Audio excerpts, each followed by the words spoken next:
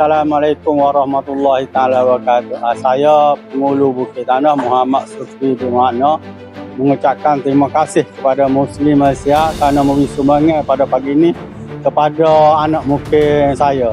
Dengan itu saya ucapkan terima kasih Muslim Malaysia.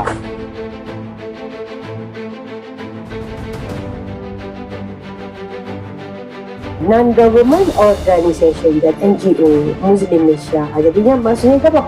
Pertubuhan bukan kerajaan. Jadi Muslim Malaysia ni adalah pertubuhan bukan kerajaan.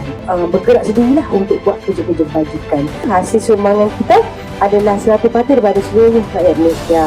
Kita kumpul dan jadikan sebagai kotak infak lah. Membero lah. Terima kasih Muslim Malaysia. Terima kasih Muslim Malaysia.